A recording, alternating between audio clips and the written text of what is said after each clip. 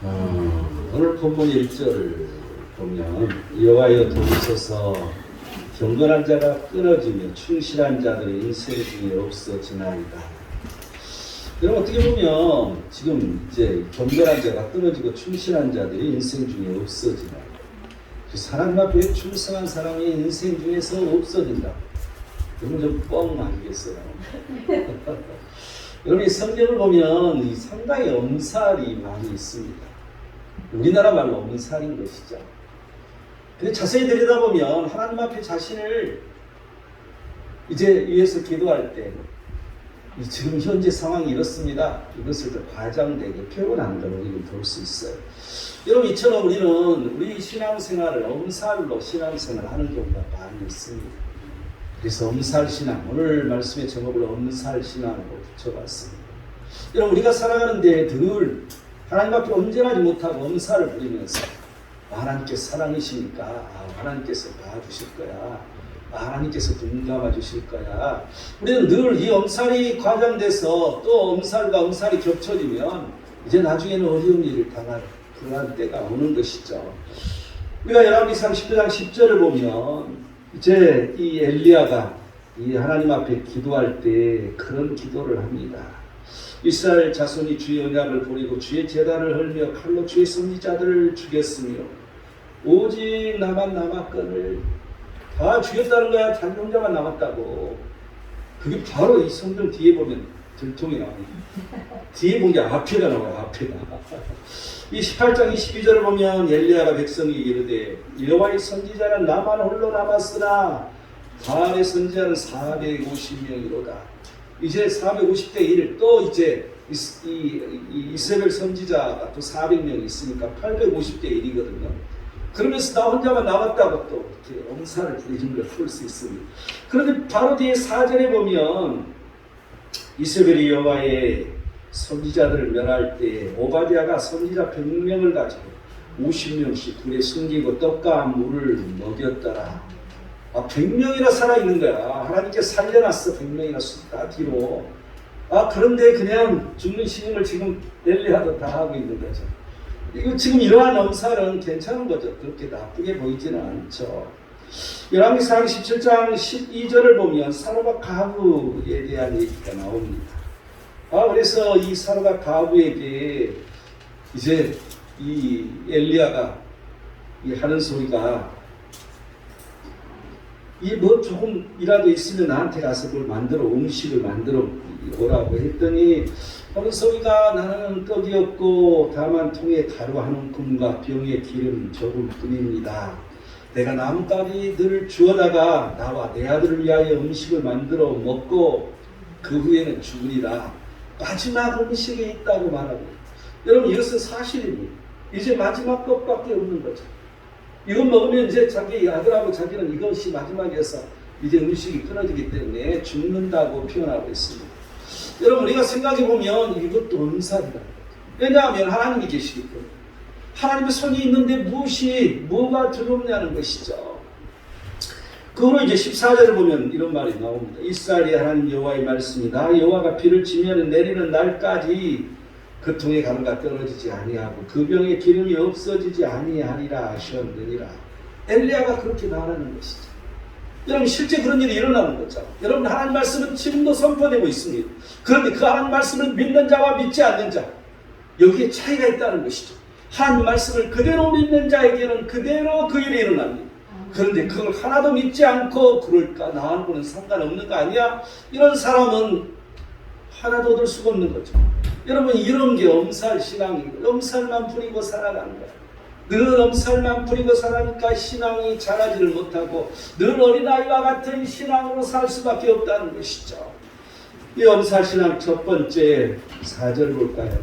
그들이 말하기를 우리 혀가 이기리라. 우리 입술은 우리의 것이니 우리를 주관할 자 누구리요 함이로다. 첫 번째는 주관할 자를 거부하는 거죠. 여러분 여기서는 지금 엘리야의 대적자들에 대해서 지금 말하고 있지만 여러분 이 엄살 신앙을 가지고 있으면 이게 반복되고 그 믿음에서 떨어지면 이런 대적자와 똑같은 사람이 된다는 것입니다. 그래서 주관할 자를 거부한다는 것이죠. 거부하고 사는 거야. 늘 엄살신앙으로 회피하며 살다 보면 믿음이라는 게 없어지기 때문에 보이는 것, 그냥 눈으로 보이는 것만 보고 살기 때문에 보이지 않는 것, 하나님의 역사를 보지 못하기 때문에 우리는 늘 그 모양 그 꼴로 그 자리에서만 산다는 것입니다. 이 주관할 자를 거부하는 행위는 어떤 행위를 말하는 것인가? 우리가 성경을 살펴보면 창세기 3장 5절을 보면 너희 눈이 밝아져 하나님같이 되어, 여러분이 주관할 자를 거부하는 행위는 하나님과 같이 되는 없는 사람이 어디 있겠어요? 아무도 없어. 그런데 그 행동이 하나님이 없는 것처럼 그냥 내 마음대로 사는 사람들, 여러분 이게 하나님과 같이 되려는 자와 같은 것이죠. 욥기 21장 14, 15절을 보면 하나님께 말하기를 우리를 떠나소서 우리가 주의 도리를 알기를 바라지 아니하나이다. 전능자가 누구이기에 우리가 섬기며 우리가 그에게 기도한들 무슨 소용이 있으라. 여러분 이렇게 이 엄살신앙으로 살아가다 보면 말씀하기를 싫어한다는 거죠. 하나님 섬기기를 싫어한다는 것입니다. 기도하는 것은 아무 소용없게 생각한다는 거죠. 여러분 그래서 이 하나님을 거부하는 행위, 이게 바로 말씀을 싫어하고 하나님 섬기기를 싫어하고 기도하기를 싫어하는 사람, 이런 사람이 하나님 거부하는 행위라는 것입니다. 예레미야서 2장 31절을 보면 우리는 노였으니 다시 주께로 가지 아니하겠나이다. 이제 우리가 해방돼서 자유히 하나님에게서 떠났어. 아유 좋아. 다시는 하나님에게로 돌아가지 않겠다고 그렇게 사는 사람들이 많다는 것이죠. 여러분 주일을 한 번 빠져 두 번 빠져보세요. 그러면 그 다음부터는 그 양심이 서서히 아무렇지도 않아요. 그래서 예배를 안 드리는 그런 현상도 나오는 거죠. 여러분 이런 게 하나님을 거부하는 행위라는 것입니다. 데살로니가 후서 2장 4절을 보면 자기를 높이고 하나님의 성전에 앉아 자기를 하나님이라고 내세우는 그런 사람이 있다는 거죠.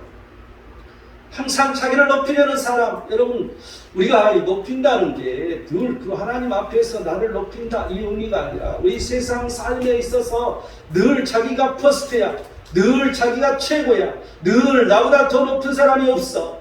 여러분 이렇게 사는 사람이 너무 많은 것이죠. 여러분 이러한 사람이 하나님을 거부하는 행위라는 것입니다. 늘 그런 사람은 그 교만의 목을 꺾으시기 때문에 하나님은 교만한 자를 가장 싫어하십니다. 그래서 그 목을 꺾는 것입니다. 여러분 우리가 믿는다 하면서 그런 일이 많은 것이죠. 왜 우리는 캐톨릭을 거부하고 교황을 거부하겠습니까? 여러분 여기에 그 근본 모든 것들이 들어있는 거죠.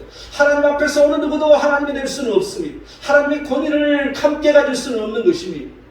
여러분 이 캐톨릭은 이 의롭집이 있어서 이 교황의 의롭은 성령의 권위를 갖습니다. 여러분 이거 말이 되지 않지 않습니까? 바로 하나님의 권위를 그들이 갖고 있다는 것이죠. 여러분 이러한 사람은 아니라는 거야. 이 하나님을 거부하는 행위라는 거죠. 에스겔서 28장 2절을 보면 나는 신이라 교만해서 그런 말을 한다는 거야. 내가 하나님의 자리 곧 바다 가운데 앉아 있다 하도다. 내 마음이 하나님의 마음 같이 체할지라도 너는 사람이요 신이 아니건 너는 신이 아니야 사람이야. 이 두로왕에게 하는 그러한 이제 예언입니다. 그런데 그 하나님의 자리에 그가 앉아 있다는 거죠. 바다 가운데 앉아 있다고 말하는 것입니다. 또한 내 마음이 하나님의 마음 같은 체할지라도 너는 별거 아니라는 거죠. 여러분 늘 자기 권위를 내세우고 자기가 가장 높은 자리에 있는 양 칼 휘둘고 사는 사람. 여러분 여기서 바다 가운데 있다는 것은 이게 요한계시록에 보면 그게 뭐예요? 영이에요. 마귀를 말합니다. 여러분 늘 마귀의 꾀임에 빠져서 마귀짓 않은 사람을 말해주고 있습니다. 여러분 이 교회 안에서도 마찬가지입니다. 늘 한순간 마귀의 꾀임에 빠져서 자기 주장만 맞는 것이 하나님의 뜻대로 사는 것이 아니라 내 뜻대로 사는 사람, 내가 생각하는 것이 다 맞다고 생각하고 사는 사람들, 하나님 말씀이 표준이 돼야 되는데 하나님 말씀은 다 없어지고 오직 내 생각, 내가 주장하는 것들만 맞다고 보는 사람들, 이런 사람이 마귀짓 하는 사람이라는 거죠. 늘 말썽을 일으키는 거죠. 늘 사람들과의 관계를 제대로 하지 못하고 늘 사람과의 관계에서 늘 깨지는 일이 일어나는 그런 현상이 바로 여기에 있는 것입니다. 여러분 왜 교회가 깨지는 것입니까? 왜 교회가 늘 시끄럽습니까? 여러분 이러한 큰 교회에 나타난 증상들은 그들이 하나님이기 때문입니다. 그들이 하나님을 온전히 알지 못하고 그 하나님의 뜻을 분별하지 못하고 그들이 하나님 자리에 앉아있기 때문에 그러한 일이 일어난다는 것을 여러분 기억하시기 바랍니다.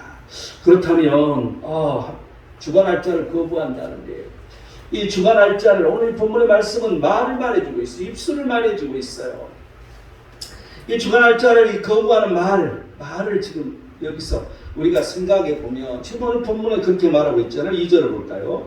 그들이 이웃에게 각기 거짓을 말하니 아첨하는 입술과 두 마음으로 말하는도다. 여호와께서 모든 아첨하는 입술과 자랑하는 혀를 끊으시리니 그들이 말하기를 우리 혀가 이계리라. 우리 입술은 우리의 것이니. 이 주관하는 자를 거부하는 말은 우리 입술은 우리의 것이라는 거죠. 또한 거짓말을 하는 것, 아첨하는 입술, 두 마음, 이걸 말하는 사람이 주관할 자를 거부하는 말이라는 것입니다. 여러분, 우리를 주관할 자는 누굽니까? 하나님이십니다. 그런데 우리는 그 하나님께서 하시는 그 모든 그 주관하는 것을 거부하는 말을 할 때가 많다는 거죠. 그게 바로 우리 입술은 우리의 것. 내 입술 내가 내 마음대로 하는 것이지. 내 뜻대로 하는 것, 내 말이 많아. 이런 사람들 많이 있지 않습니까?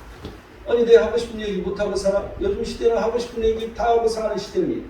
그것을 요구하는 시대고 그걸 원하는 시대야. 여러분, 그런데 하나님 말씀은 그렇지 않다는 것이죠. 여러분, 이것을 분별을 우리는 분명하게 잘 해야 됩니다. 우리 입술은 우리의 것이다. 이런 사람은 어떤 사람이냐면 잠언 20장 19절을 보면 두루다니며 한담한 자는 남의 비밀을 누설하나니 입술을 벌린 자를 사귀지 말지니라고 말합니다. 여러분, 두루다니면서 늘 그 입술이 가만히 있지 못해, 견디지 못해. 그래서 여기저기 전화하고 여기저기 이 말을 옮기고 저 말을 옮기고 남의 비밀을 늘 누설한 사람이라는 거죠. 자기 마음대로 하는 사람이다. 또한 시편 36편 3절에 4절을 보면 이 말을 통해서 그 말은 죄악과 속임이라고 말하는데 그 사람은 죄와 선행에 그쳤다는 거죠. 여러분, 늘 내 마음대로 내 뜻대로 말하는 사람은 선행이 그쳐버린다는 거죠. 지혜가 선행할 수 있는 이러한 지혜가 그쳐버리는 것이죠. 또한 시편 52편 4절을 보면 이 남을 해치는 모든 말을 좋아한다. 여러분, 늘 자기 뜻대로 하는 사람들의 자기 말만 하는 사람을 보면 남을 결국에는 해칠 수밖에 없는 것이죠. 그래서 남을 해치는 말을 좋아하는 그런 일이 생긴다는 것입니다. 말라기 3장 13절을 보면 너희가 안아간 말로 나를 대적하고도 이르기를 우리가 무슨 말로 주를 대적하였나이까 하는도다. 자기는 모르는 거죠. 내가 왜 하나님을 대적했어? 언제 내가 하나님을 대적한 거야? 지금 이스라엘 백성들에게 지금 하는 그러한 말이잖아요. 무슨 말로 주를 대적하였나이까 이렇게 하는 사람들. 여러분, 이 완악한 말로 대적하고서도 그랬다는 거죠. 한번 예를 들어 봅시다. 12 정탐꾼이 그들이 모두 다 이 가나안 땅을 보고 와서 있는 그대로 말하는 사람이 아니라 있는 그대로의 상에 더 붙여가지고 뭐라고 말하죠? 우리는 메뚜기 같다고 말합니다. 저들은 너무 크더라. 우와, 거인들이야. 우리는 메뚜기 같은데 어찌 우리가 거기 가서 전쟁에서 이길 수 있겠느냐 이 말을 하는 것이죠. 여러분, 그런데 이 두 사람만은 갈렙과 여분네만은 그는 뭐라고 했어요? 여호수아하고 갈렙 여분네하고 그들은 그 땅을 차지할 수 있다는 것을 말해주고 있습니다. 그들이 그렇다 할지라도 우리가 믿음으로 가는 것이죠. 여러분, 이게 완악한 말이냐 완악하지 않는 말이냐, 하나님을 거부한 말이냐 하나님을 거부하지 않는 말이냐, 이걸 지금 구분시켜주고 있어요. 여러분, 그래서 두 사람만 가나안 땅을 받게 됩니다. 아무도 가나안 땅을 밟을 수 없는 거죠. 하나님 모시기에는 하나님을 대적한 말이었기 때문에. 여러분, 우리가 말을 어떻게 하고 살아야 할까? 여러분, 우리의 일상 생활에서 우리끼리 하는 말 같지만 하나님을 대적한 말이 있다는 것입니다. 이 의미를 우리는 잘 살펴야 할 것입니다. 여러분, 또한 이 모세에게 늘 원망했던 그들, 이 원망하는 말이 하나님을 대적하는 거라고 성경 곳곳에서 말하고 있죠. 또 애굽에서 나오지 않았으면 우리가 고기도 먹었고 우리도 파도 먹었고 뭐 부추도 먹을 수 있었는데 우리를 왜 여기 데려와가지고 우리가 아무것도 못 먹느냐고 원망하고 있잖아요. 여러분 이 원망하는 말, 그 누구에게 원망했어? 하나님 앞에 원망한 게 아니었어요. 모세에게, 지도자에게 원망했어. 그런데 그게 하나님을 대적한 말이라는 거죠. 여러분, 우리는 늘 이 의미를 잘 살펴봐야 할 것입니다. 또한 이제 두 번째는 거짓말이라고 했잖아요.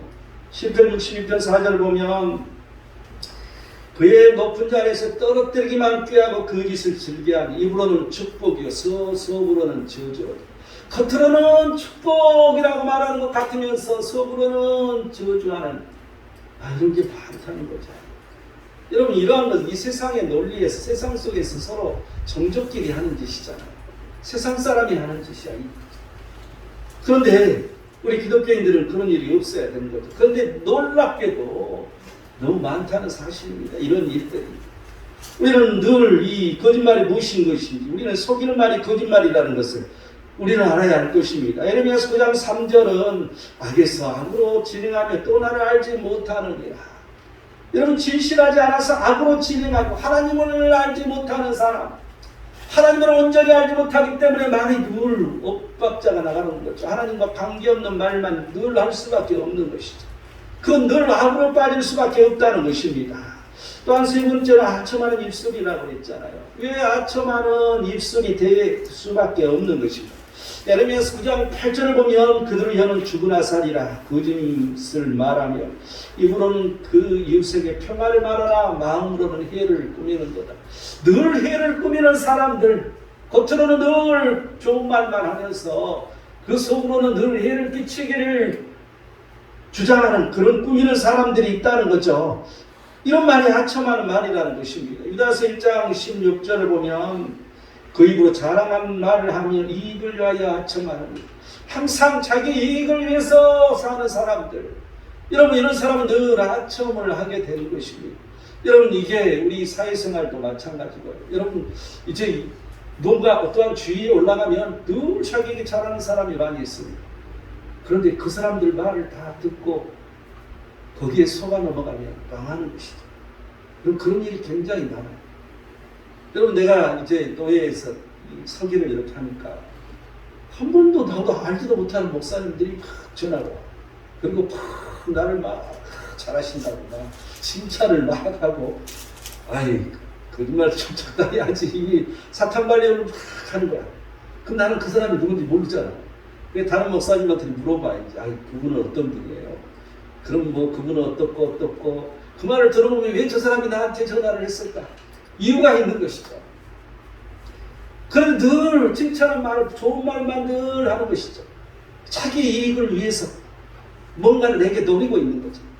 이게 내게 힘이 있다고 보여지는 거죠. 내 손을 통해서 뭔가 할 수 있는 일들이 있기 때문에. 여러분, 늘 이러한 게 하첨하는 말이라는 거죠. 이게 바로 옳지 않는 거예요. 하나님께서 원하시지 않는 거라는 거죠. 로마서 16장 18절을 보면 주 그리스도를 섬기지 아니하고 다만 자기들의 배만 섬기나니 교활한 마음과 아첨하는 말로 순진한 자들의 마음을 미혹하는, 늘 자기 배만을 채우는 사람. 여러분, 이단의 특징이 그거잖아요. 결국은 자기 배만 채우는 거야. 결론은 그러한 것을 우리는 수없이 봅니다. 이단들의 특징인 것이죠. 여러분, 자기 배만을 위해서 살아가면 안 됩니다. 이 교회 안에서도 마찬가지인 것이죠. 잠언 29장 5절을 보면 그의 발 앞에 그물을 치는 것이 바로 이웃에게 아첨하는 것이라고. 자기 발 앞에서 그물을 쳐. 그러면 그물이 어떻게 돼? 자기 발을 다 걷어올리는 거죠. 자기가 죽는 일이 생긴다는 거죠. 그리고 이제 네 번째는 두 마음을 말한다고 얘기했잖아요. 열왕기상 38장 21절을 보면 엘리야가 이제 이 백성에게 이런 말을 합니다. 너희가 어느 때까지 둘 사이에서 뭐뭐 다르느냐? 여호와가 만일 하나님이면 그를 따르고 바알이 만일 하나님이면 그를 따를지. 둘 중에 하나를 선택해라는 것이죠. 여러분, 두 마음을 품지 말라는 게 이거야. 항상 먼저 그의 나라와 그의 의를 구하라는 것입니다. 이게 1번이라는 것이죠. 이것이냐 저것이냐. 여러분, 우리가 이 세상과 우리의 삶, 이 예배하는 삶, 또한 하나님 앞에 영광 돌리는 삶은 둘 다 우리는 포기할 수 없는 그런 현상이잖아요. 그런데 우리는 세상 속에 있기 때문에. 그런데 이 세상 것들을 다 버리지만 이 세상 속에 우리는 사는 것이죠. 그런데 항상 먼저 하나님이어야 된다는 것입니다. 여러분, 이 두 마음이 아니라 한 마음 오직 하나님. 내가 사는 그 세상 속에서도 열번이 하나님이라는 이 사실. 여러분, 이런 말들이 중요하다는 것을 여러분 기억해야 됩니다. 그래서 이 두 마음을 품어 정함이 없는 사람이라고 야고보서 1장 8절은 말합니다. 항상 이렇게 할지 저렇게 할지 정함이 없어. 그래서 그 때에 따라서 그냥 나는 이랬다 저랬다. 그런데 오직 하나님이라면 어떤 상황이 있어도 하나님의 길만은 가는 것이죠. 여러분, 이게 중요하다는 것이죠. 이 주관할 자를 거부하는 말, 우리 입술은 우리 것이라고, 또 거짓말, 아첨하는 입술, 두 마음을 말하는 이런 사람이 주관할 자를 거부하는 말이라는 거죠. 그렇다면 우리 크리스찬은 어떻게 우리는 살아가야 되는 것일까? 이 속에서 시편 28편 3절은 악인과 악을 행하는 자들과 함께 나를 끌어내지 마옵소서. 여러분, 항상 악을 행하는 자들과 함께하지 말라는 거죠. 저 사람이 악을 너무 행하는 것 같다. 그러면 거리를 둬야 되는 것이죠. 사무엘상 2장 3절을 보면 하나님은 지식의 하나님이시고 행동을 달아보심이라고 말합니다. 항상 행동을 달아보시는 하나님 우리는 알아가는 것이죠. 그래서 교만한 말, 오만한 말을 하지 말라고 지금 사무엘상 2장 3절은 말해주고 있습니다. 또한 잠언 18장 21절을 보면 혀의 열매를 먹으라고, 혀의 열매를 먹는 것을 잊지 말라고. 여러분, 우리의 혀가 나오는 대로 말을 그대로 내게 열매를 맺는다는 거예요. 악한 말을 하면 내게 악하게 오는 것이고, 내가 선한 말을 하면 내게 선하게 오는 것이다. 그런데 그 선한 말을 할지라도 그 속에 해를 끼치는 그러한 말이라면 내게 해로운 것들이 내게 온다는 이 사실을 우리는 기억해야 할 것입니다. 야고보서 3장 5절 6절은 혀가 불이라고, 불의의 세계를 알라는 것을 말해주고 있습니다. 우리 혀가 우리 지체를 더럽히는 거라는 거죠. 그래서 우리 혀를 관리를 잘해야 돼. 컨트롤을 잘해야 돼. 그런데 이게 마음대로 안 되는 거예요. 그죠? 뭐 솔직히 우리가 이렇게 말하지만 내 뜻대로 안 돼. 그냥 나도 모르는 사이에 그냥 화가 나면 또 불같은 말을 하고, 뭐 사람이 좀 그렇잖아요. 우리는 얘기하지 않을 수가 없는 거예요. 늘 내 말을 나를 관리하려면 늘 컨트롤을 잘해야 돼. 우리가 에베소 6장 12절을 어둠의 세상 주관자들, 여러분, 이 악의 영을 우리는 상대하는 것이라는 것을 여러분 늘 기억해야 됩니다. 우리를 믿음에서 빠뜨리기 위해서 늘 어떤 사람을 분노케 해서 나를 대적하게 하고, 항상 사람과 사람 사이에 있는 일은 내가 시험에 빠져서 내가 거꾸러지기를 바라는 거죠. 이런 악의 영을 대함이라는 것입니다. 시편 119편 133절은 어떤 죄악도 나를 주관하지 못하게 해달라고 우리는 기도해야 할 것입니다. 여러분, 그런 기도 하십니까? 어떤 죄악도 나를 주관하지 않게 해주시옵소서. 못하게 해주시옵소서. 어떠한 악한 영도 나를 미워하지 못하게 해주십시오. 여러분, 이런 기도가 우리가 해야 돼요. 이런 기도가 우리에게는 필요한 것이죠.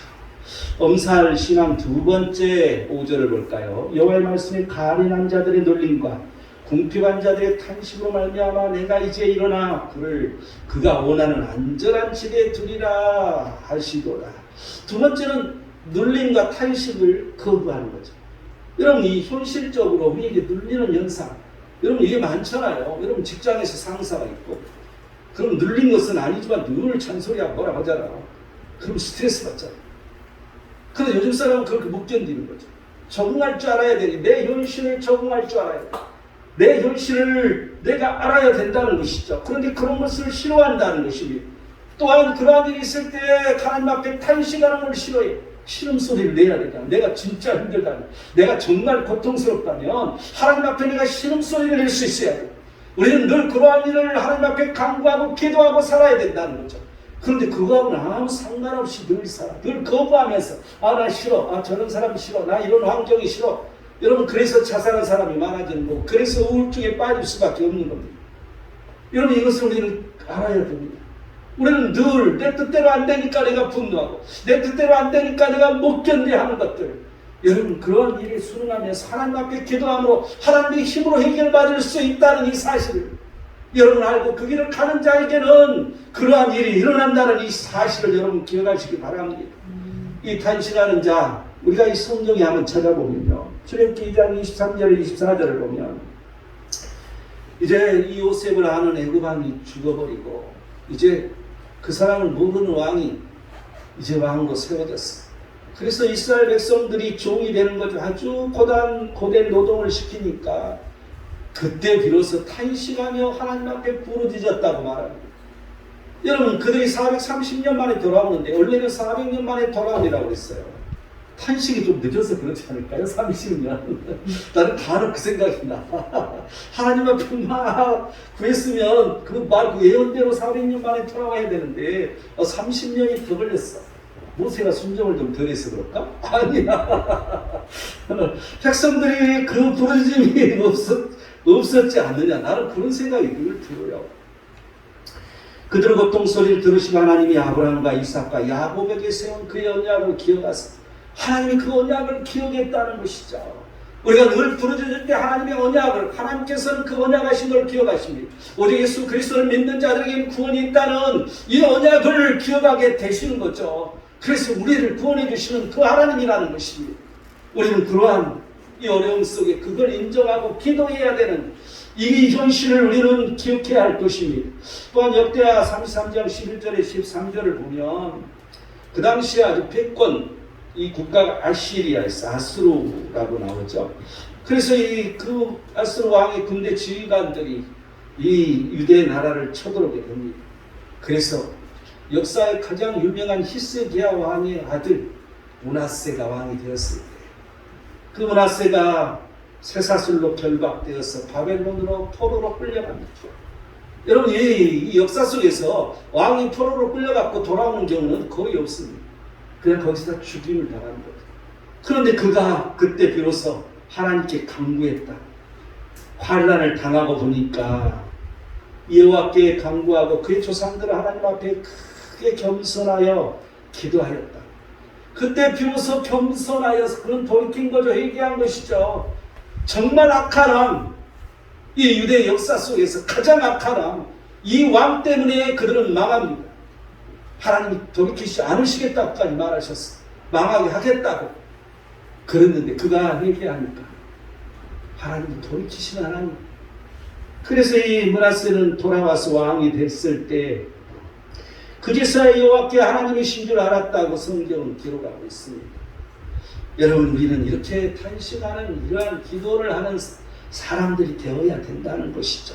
우리가 어떠한 눌림이랄지 어떠한 환난이랄지 두려워할 이유가 없다는 것입니다. 왜 눌린 자들은 이 간구를 해야 되는 것입니까? 이 시편 18편 30절은 자기에게 피하는 모든 자의 방패시라고 말해주고 있습니다. 또한 시편 146편 7절에서 8절을 보면 정의로 심판하시고 갇힌 자들에게 자유를 주신 하나님이라고 말씀해 주시기 때문입니다. 또한 이사야서 19장 20절은 압박하는 자들로 인해 부르짖으면 그를 건지신다고 말씀해 주시기 때문에 우리는 그 건지신 하나님을 믿어야 돼요. 욥기 5장 15절을 보면 가난한 자를 강한 자의 손에서 구출하여 주시기 때문에 여러분, 이 가난한 자, 지금 시대의 가난한 자는 눌린 자죠. 힘들게 사는, 우리를 힘들게 하는 사람. 여러분, 우리가 힘들게 하면 어떻게 되겠어요? 그 사람이 하나님 앞에 탄원해버리면 내가 문제가 오는 거야. 그러니까 사람들을 힘들게 하면 안 돼. 그렇다고 해서 정당해야지. 정당하지도 않는 걸 갖고 하나님 앞에 막 구하면 그것도 하나님 들어주시겠어요? 그죠?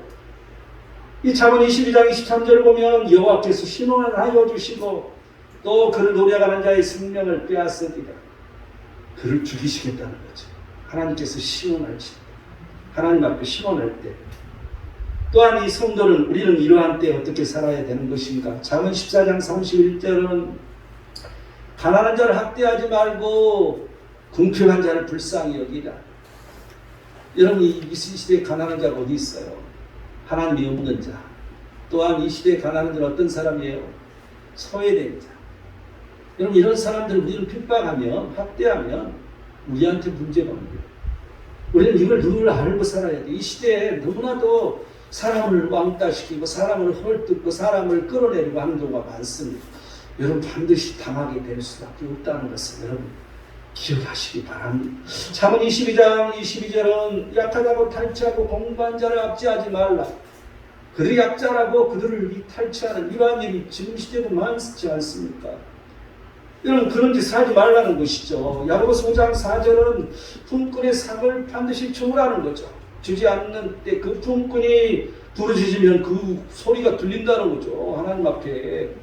여러분, 그래서 이 품꾼의 삶을 반드시 좋으라는 거. 여러분, 참 이게 어려운 거야.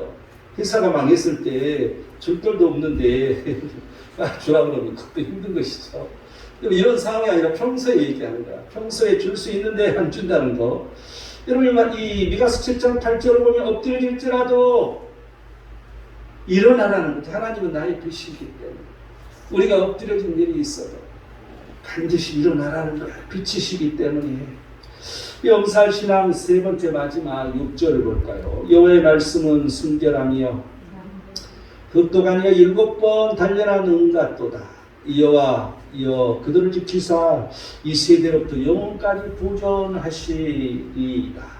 여러분, 하나님 말씀이 뭐라고? 흙도 아니여 7번 단련한 은같다고. 단련된 이 말씀을 통해서 우리는 단련해야 돼요. 이 말씀을 가지고 우리는 늘 연단이 있어야 돼. 평소에 이 말씀이 없는 자에게는 환난이 오는 거고 연단이 올 수밖에 없는 거죠. 왜냐하면 우리를 단련시켜야 되기 때문에 하나님의 입장에서 우리는 이러한 것을 잘 생각해 봐야 돼요. 이 세 번째, 이 염살신앙 세 번째는 단련을 거부한다는 것, 연단을 거부한다는 것입니다. 잘 나갈 때 스스로 말씀으로 연단되어야 됩니다.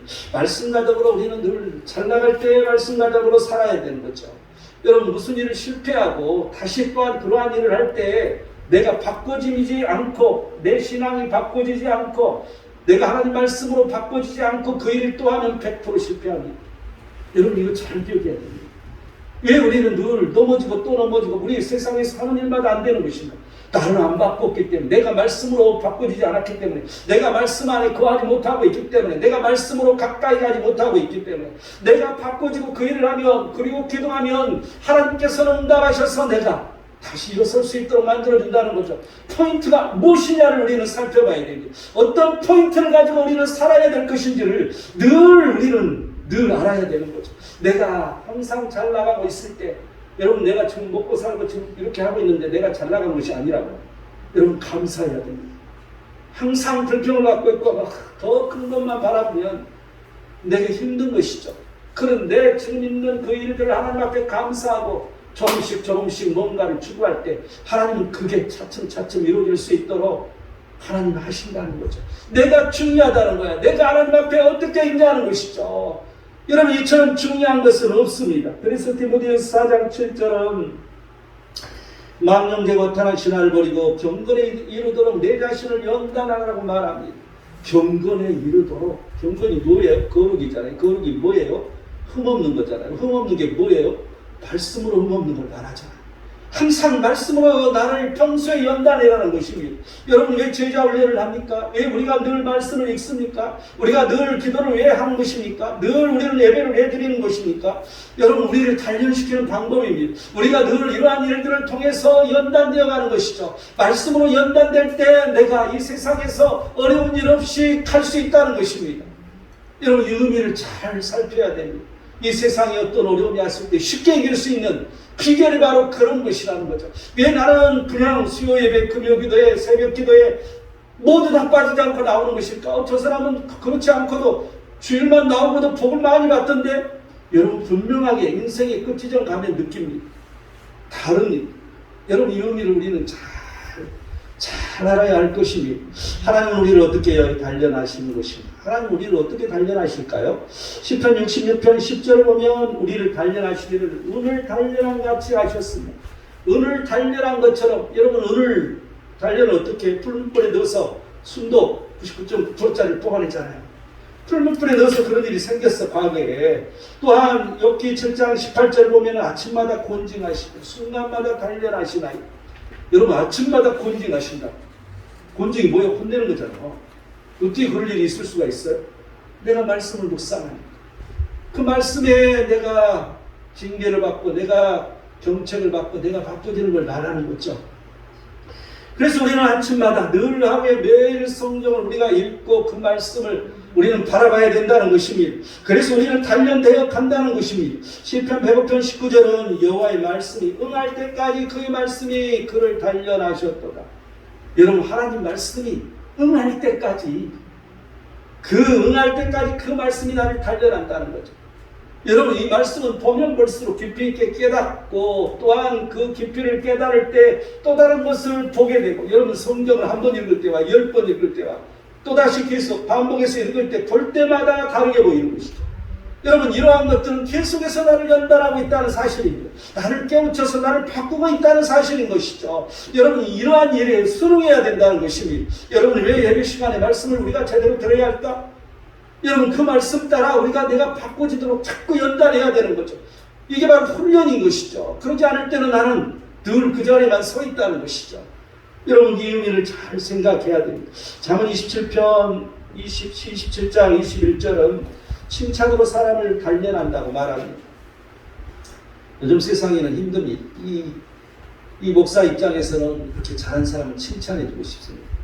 그런데 칭찬을 한번 했다가는 시기질투가 너무 일어나가지고 난리가 나. 우리 성교에서 늘 내가 한번 칭찬했다가 아주 그냥 항의가 빗발쳐 목사님은 칭찬을 안 하셔야지. 칭찬하면 이게 큰일 납니다. 이거 시끄럽게.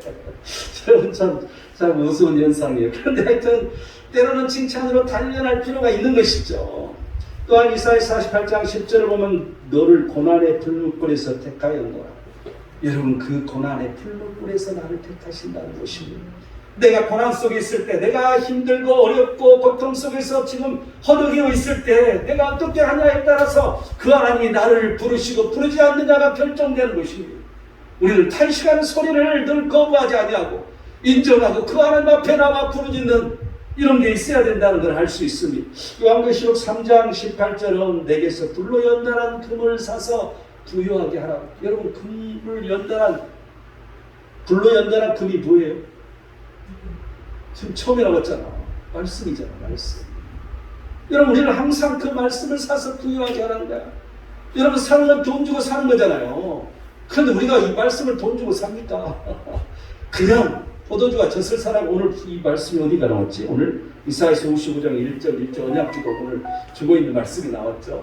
포도주가 젖을 사라고. 오늘 오후의 말씀이 포도주가 나올 거예요. 그런데 이런 걸 사라고 말할 정도인데 우리는 항상 부유하게, 말씀으로 부유하게 해야 된다는 것입니다. 그렇다면 이 연단의 결과는, 이 연단 받으면 어떻게 되는 것일까? 아니, 뭐 연단한다고 그러는데 연단이 도대체 뭐야? 그냥 우리 사는 대로 사는데 갑자기 연단이, 왜 환난을 당할 때 연단 당하는 것이지 뭐 그런 게 있나? 그런데 욥기 23장 10절을 보면 나를 단련하신 후에는 내가 순금같이 나오리라고. 전에 성경은 정금같이. 나는 정금같이 나오리라 말이 더 멋있더라. 더 좋은 것 같아. 근데 왜 성경을 바꿨나 말이야. 똑같은 말인데 순금같이 나오리라고 바꿔놨어, 지금 성경. 다니엘서 12장 10절을 보면 많은 사람이 연단을 받아 스스로 정결하게 하며 쉬게 할 것이나, 스스로 정결케 된다는 것. 여러분, 연단을 받은 사람은 그 뒤로부터는 스스로 자기 자신을 정결하게 만들어 말씀으로 맞춰가고, 말씀에 옳지 않으면 내가 바꿔가고 늘 정결하게. 여러분, 그 사람이 거룩한 백성인 것입니다. 그 사람이 흠없는 백성이 되는 것이죠. 또한 스가랴서 13장 9절을 보면 그 3분의 1을 불 가운데 던져 은같이 연단하고. 여러분, 3분의 1이라는 게 스가랴서에 나와요. 그런데 이게 요한계시록에서 계속 나옵니다. 마지막 이 세상을 심판할 때 3분의 1이라는 숫자가 계속 나오죠. 그럼 여기 의미가 있어요. 불 가운데 던져 은같이 연단하며 금같이 시험할 것이다. 그럴 때 그들이 내 이름을 부른다고 말해주고 있습니다. 여러분, 연단된 자들이 하나님 예수 그리스도의 이름을 부르짖는 것이죠. 또한 히브리서 15장 5장 14절은 단단한 음식은 장성한 자의 것이나, 이 연단을 받아서 이 장성한 음식을 먹고 선악을 분별하게 된다는 거죠. 여러분, 항상 이 연단을 받은 자들은 늘 선인지 악인지 이걸 판단해. 그냥 남이 하니까 그냥 따라가서 다 하는 게 아니라, 이게 선이냐 악이냐, 말씀에 어긋나냐 어긋나지 않느냐. 여러분, 선은 이 세상 도덕적 선이 아닙니다. 말씀입니다. 말씀. 이 말씀 안에 있느냐 그렇지 않느냐. 말씀에 바른 것이 아니면 그 길을 가면 안 되는 거죠. 내가 불리임을 당하더라도, 내가 손해를 당한다 할지라도 그 하나님을 바라보고 믿음으로 지키면 하나님께서 그 모든 걸 보상해 주신 하나님이라는 이 사실을 여러분 기억하시기 바랍니다. 로마서 5장 4절은 인내는 연단은 소망을 이룬다. 여러분, 반드시 우리의 소망을 그 연단 받는 자들에게는 이루어 주신 하나님, 이걸 우리는 믿고 그 연단을 즐거이 우리는 기도함으로 기도의 승리로 받아들여야 된다는 것입니다. 또한 히브리서 12장 11절은 의와 평강의 열매를 맺는다고. 우리에게 징계가 있을 때 여러분 똑같은 연단이라도 그냥 세상적으로 오는 것이 있고 또한 징계로 오는 것도 있는 것이죠. 그런데 그 징계가 있을 때는 슬퍼 힘들지만 그 연단을 받으면 의와 평강의 열매를 맺는다는 것입니다. 내게 하나님의 의가 오는 것이고 하나님의 샬롬이 항상 내게서 열매를 맺는다는 것. 이 두 가지가 얼마나 중요한지 모릅니다. 하나님의 의라는 건 뭐예요? 하나님 말씀이 내 안에 거하는 거죠. 말씀대로 행하는 거죠. 샬롬이라는 건 뭐예요? 내 모든 일이 형통하는 걸 말해주고 있어요. 내 하는 사업도, 내가 하는 직장도, 내가 추구하는 모든 일들, 내 자녀도 여러분 우리가 기도하는 것들마다 형통된다는 의미예요. 여러분 이게 연단받는 자들에게 나타나는 증상이라는 것입니다. 여러분 우리는 늘 연단을 두려워할 이유가 없습니다. 시간이 좀 돼서 이렇게 냈습니다. 결론을 맺겠습니다. 엄살신앙으로만 계속해서 살면 주관할 자를 우리는 거부하게 되는 거죠. 늘림과 탄식을 거부하고 살게 됩니다. 연단을 늘 거부하고 살게 되는 거죠. 여러분 이 엄살신앙을 깨우치는 방법은 오직 말씀과 성령이고 예배인 것입니다.